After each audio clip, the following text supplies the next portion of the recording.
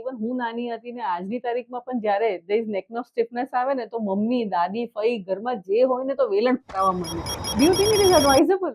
આજે આપણે વાત કરીશું ફિઝિકલ હેલ્થ અને રિકવરી વિશે. એની ચર્ચા કરવા માટે we have an absolute powerhouse with us. He is a registered physiotherapist અને એમ્સ ન્યૂ દિલ્હી તરફથી પણ એમને બેસ્ટ ક્લિનિશિયન્સનો એવોર્ડ મળી ચૂક્યો છે. તો અત્યારે છે ને બધાને જ મારી પાસે જેવા પેશન્ટ આવે ને હું વાત કરું કે આપણે ડ્રાય નીડલ કરીશું તો બધા નીડલનો ફોબિયા હોય, નીડલ કરવાની છે એવું સાંભળીને ડરી જાય.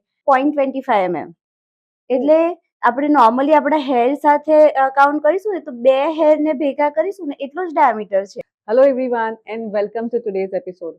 હું છું તમારી હોસ્ટ ડોક્ટર ચિત્રા શુક્લા, અ ક્લિનિકલ સાયકોલોજિસ્ટ. આજે આપણે વાત કરીશું ફિઝિકલ હેલ્થ અને રિકવરી વિશે અને એની ચર્ચા કરવા માટે we have an absolute power house with us. તેમને 22 યર્સનો રિચ એક્સપિરિયન્સ છે. She is a registered physiotherapist અને એમ્સ ન્યૂ દિલ્હી તરફથી પણ એમને બેસ્ટ ક્લિનિશિયન્સનો એવોર્ડ મળી ચૂક્યો છે. She is none other than the founder of Healing Hands Physiotherapy Clinic, dry needling specialist and certified yoga trainer. Please welcome the brilliant and the warm Dr. Nimisha Soni. Doctor, thank you so much for being here today on my podcast called as Let's Talk Life. Thank you, Dr. Chitra Sukla, for inviting me. Nice to see you after a long time. આજે આપણે બે સાથે આવ્યા છે તો મને તમને સૌથી એક ઇમ્પોર્ટન્ટ ક્વેશ્ચન પૂછવું છે. What is dry needling? આપણા વ્યુઅર્સને તમે થોડીક અવેરનેસ આપશો? So, Chitra, see, dry needle, name itself suggesting, needle is dry.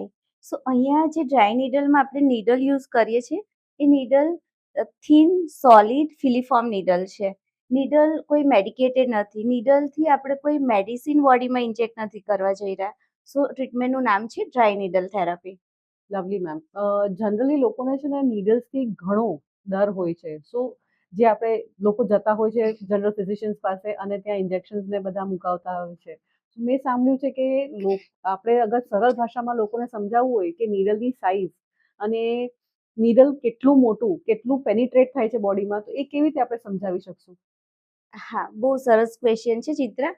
સો અત્યારે છે ને બધાને જ મારી પાસે જેવા પેશન્ટ આવે ને હું વાત કરું કે આપણે ડ્રાય નીડલ કરીશું તો બધા નીડલનો ફોબિયા હોય, નીડલ કરવાની છે એવું સાંભળીને ડરી જાય. સો સૌથી પહેલાં તો હું કહીશ કે નીડલની જે સાઇઝ છે ને, આપણી ઇન્જેક્શનની જે નીડલ હોય એ નીડલમાં આપણે બોડીમાં મેડિસિન ઇન્સર્ટ કરવાની હોય. એટલે મેડિસિનને ઇન્જેક્ટ કરવા માટે નીડલની સાઇઝ છે એ 1.60 mmની હોય અને આગળ હોલ હોય. હવે જ્યારે ડ્રાય નીડલની વાત કરીશું ને તો નીડલનો ડાયામીટર છે 0.25 mm.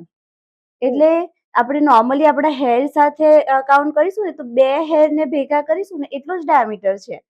સો ડ્રાય નીડલ જે છે એકદમ પેઇન ફ્રી ટ્રીટમેન્ટ છે.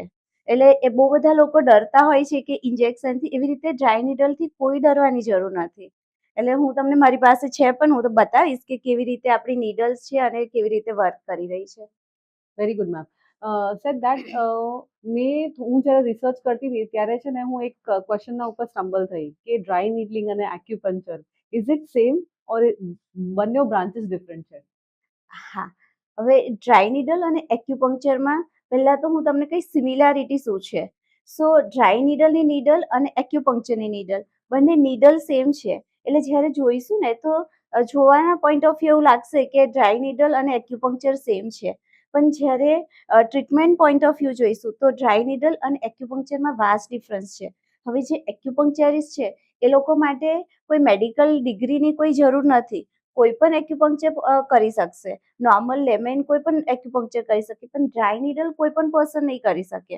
ડ્રાય નીડલ માટે ટ્રેન મેડિકોની જરૂર છે અને સ્પેશિયલી એને એનાટોમી અને ફિઝિયોલોજીનું પ્રોપર નોલેજ હોવું એ ઇમ્પોર્ટન્ટ છે. એટલે એક્યુપંક્ચરિસ્ટ છે એ લોકો મેરેડિયન એટલે આપણે ગુજરાતીમાં એને નાડી કહીએ.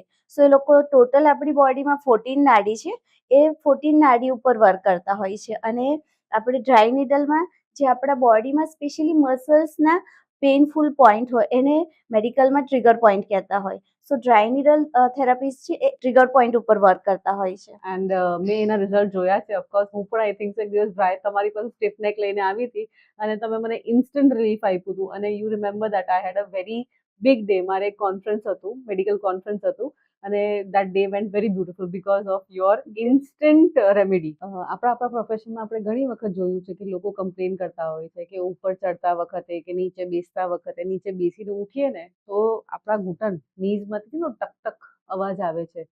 તો એના વિશે તમે લોકોને શું કહી શકશો, એટલે કે વાય ડઝ ઇટ હેપન, અને અગર થાય છે તો એનું ઇમિડિયેટ રેમેડી શું છે? મેડમ, એકવાર તો છે ને, બધા જે ટક ટક અવાજ હોય એ ખરાબ હોય એવું નહીં.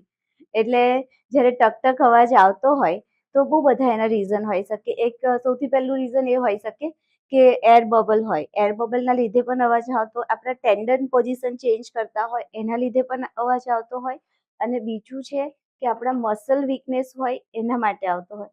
સો જો મસલ વીક હોય તો મસલ વીકનેસની સાથે પેઇન છે, સ્વેલિંગ છે, તો પછી એને આપણે નિગ્લેક્ટ નહીં કરાય. અને પેઇન સ્વેલિંગ ના હોય તો ટક અવાજ ઇઝ ફાઇન.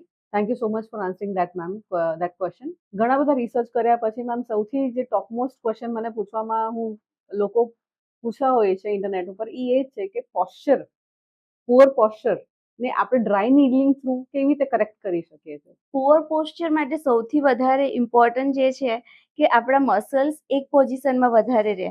એટલે મસલ્સ આપણા જે બનેલા છે પોઝિશન ચેન્જ કરવા માટે બનેલા છે, મુવમેન્ટ માટે બનેલા છે. પણ એની જગ્યાએ કેવું હોય, અત્યારે યંગ એજમાં છે અને આપણે પણ ક્લિનિકમાં બહુ બધો લોંગ ટાઈમ એક પોસ્ચરમાં રહેતા હોય. એટલે એક પોસ્ચરમાં રહેશું એટલે મસલ સ્ટીફ થઈ જશે, અને મસલ સ્ટીફ થશે એટલે પછી પેઇન આવશે. અને એના માટે જે રામબાણ છે એ છે ડ્રાય નીડલ થેરાપી. મેમ, તો હવે આપણે સેશન ખતમ કરતા પહેલા મને તમારા ડ્રાય નીડલિંગનું લોકોને બતાવી શકીએ છીએ કે કેવું દેખાય છે અને એક્ઝેક્ટલી ડ્રાય નીડલિંગમાં શું થાય છે? Of course Chitra, dry needling is 100% safe process. અને આઈ નો કે તને ટેનિસ એલ્બોનું પેઇન હતું થોડા ટાઈમ પહેલા, તો એ આપણા જે મસલ્સ છે એના ઉપર હું બતાવીશ. ડ્રાય નીડલ 100% સેફ ટ્રીટમેન્ટ છે, પણ definitely expert is required. Yes, very much. So I think so ma'am, આ એનો ઓરિજિનલ બોક્સ છે, નીડલ્સ આવી દેખાય છે, અને આઈ થિંક સો તમારું ટિફિન બોક્સ, એટલે પેલાના જૂના જમાના બધા પેટી લઈને આવતા હતા ડોક્ટરો, આ એના જેવું તમારું આઈ થિંક સો પેટી છે તમારી નીડલ્સનું, રાઈટ? યસ. એટલે ડ્રાય નીડલ જોઈશું ને તો આ રીતે બોક્સમાં આવે છે. એક બોક્સમાં 100 નીડલ આવે છે, અને નીડલને જેવી રીતે અંદરથી બહાર કાઢીશું ને તો જેવી આપણી કિટકેટનું બોક્સ દેખાય ને, કિટકેટ ચોકલેટ જેવું છે. એટલે એમાંથી એક નીડલ, 5 નીડલ છે, એમાંથી એક નીડલને આપણે લઈશું. સ્ટરાઇલ અનટચ નીડલ છે, એને આ રીતે નીડલને બહાર કાઢીશું. અને આ જે ઉપરનું કવરિંગ છે that is called guide tube.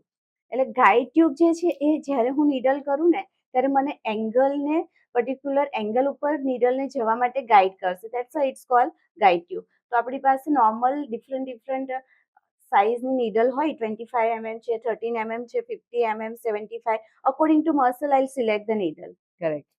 સો મારી પાસે ઓલરેડી મારું બોક્સ રેડી છે. હું જ્યાં પણ જાઉં ઓલવેઝ મારા પર્સમાં બોક્સ કેરી કરતી હોઉં છું. સો તમારું પહેલા આપણે પેઇન ફાઇન્ડ આઉટ કરીશું. સો ચિત્રા, તને અહીંયા પેઇન હતું ને ડિયર? યસ. ઓકે.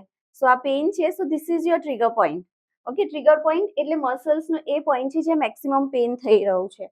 સો પહેલા આપણે આલ્કોહોલ સ્વેબથી એરિયાને ક્લીન કરીશું, એટલે કોઈ ઇન્ફેક્શન કે એવું થાય જ નહીં, કોઈ ચાન્સ જ નથી. બટ વાય ટુ ટેક, કોઈ પણ ચાન્સ કેમ લેવાનો? સો આલ્કોહોલ સ્વેબ યુઝ કરીશ. અને જે એરિયા છે હવે એ મસલ્સ માટે પર્ટિક્યુલર મારી ગ્રીપ હોય, દેટ ઇઝ કોલ્ડ પિન્સર ગ્રીપ. એટલે ઇન્ડેક્સ ફિંગર ને થમ્બથી આપણે આ રીતે પિન્સ કરતા, એટલે આના અકોર્ડિંગ ટુ નીડલ સિલેક્ટ કરીશ. એટલે આનાથી વધારે જાય જ નહીં. અને આ આઈ નો કે અહીંયા કયું મસલ્સ છે, મારે કયા એંગલ ઉપર જવાનું છે. સો અહીંયા આપણે નીડલનું ડાયામીટર જેવું કીધું 0.25 mm છે. નીડલની સાઇઝ અત્યારે 25 mm ની યુઝ કરીએ છીએ. હું મસલ્સને પકડીશ, નીડલને સિલેક્ટ કરું, અને નીડલનો એંગલ છે 90 ડિગ્રી.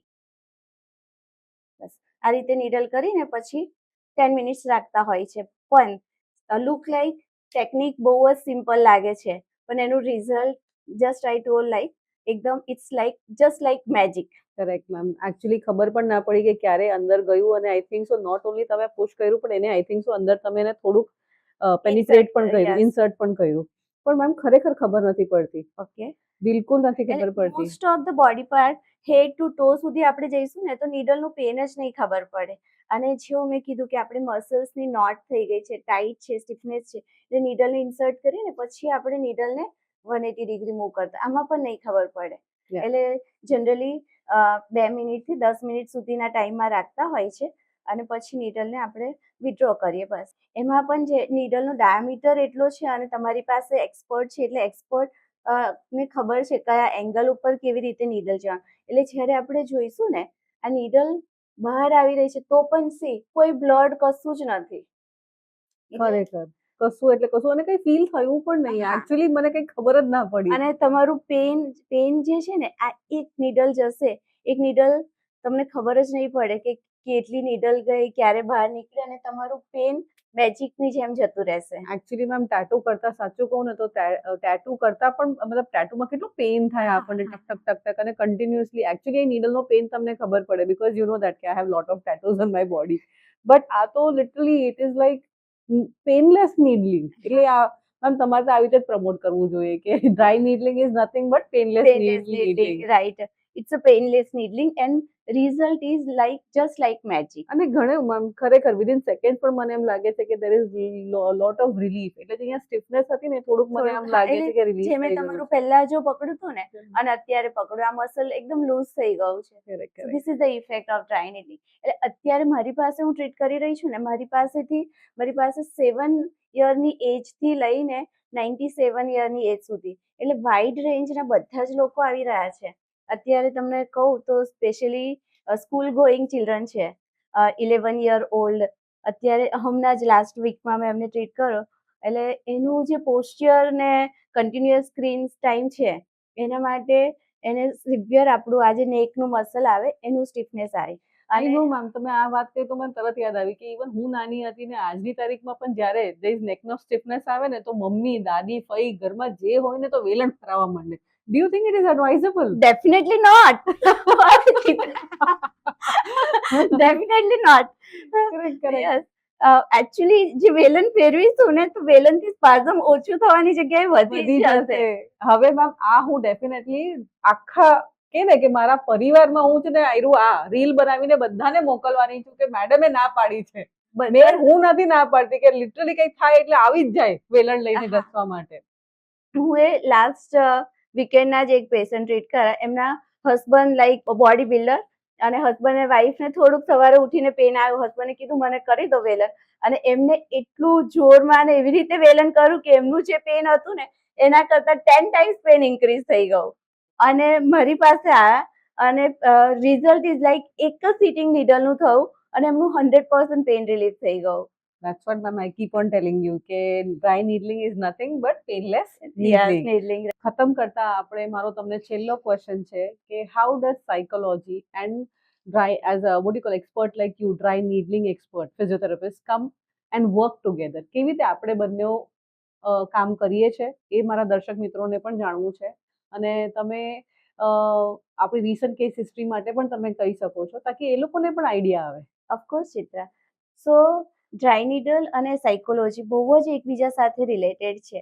એટલે આપણું જે મસલ સ્ટીફનેસ છે ને બહુ બધી વાર જ્યારે સાયકોલોજીકલ આપણા માઇન્ડમાં બહુ બધી વાતો ચાલતી હોય, સ્ટ્રેસ હોય એટલે મસલ સ્ટીફનેસ જે થવાની ટેન્ડન્સી છે અને થોટ્સ પ્રોસેસ એમાં પણ સ્ટ્રેસવાળા થોટ્સને હશે તો એને 50% ઇન્ક્રીઝ કરી દેશે. અને સ્પેશિયલી જે લોકો એવા છે કે એમને મેં નીડલિંગ કર્યું, હમણાં રિસન્ટલી જ એક પેશન્ટ ઉપર વર્ક કરી રહી છું. ઓલમોસ્ટ 1 યર્સથી મારી પાસે આવી રહ્યા છે.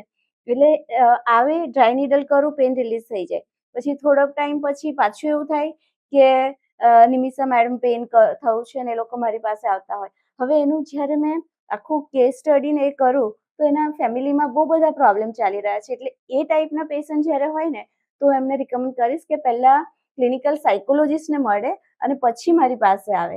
એટલે આવી જ રીતે જ્યારે બહુ બધી વાર મસલ સ્ટીફનેસ રિપીટેડલી છે, વર્ષોથી જતું જ નથી તો ડેફિનેટલી એ સાયકોલોજીકલ પ્રોબ્લેમ સાથે રિલેટેડ છે. સો એના માટે ફિઝિયોથેરાપિસ્ટની રિક્વાયરમેન્ટ છે પણ સાથે સાથે ડેફિનેટલી ક્લિનિકલ સાયકોલોજીસ્ટની પણ રિક્વાયરમેન્ટ છે. થેન્ક યુ સો મચ કે તમે આજે આવ્યા અને અમને આટલી બધી સુંદર સુંદર વાતો કરી અને અમને લોકોને એજ્યુકેટ કર્યા આ બધી બાબતો માટે, ખાસ કરીને વેલણ માટે. Thank you doctor Chitra.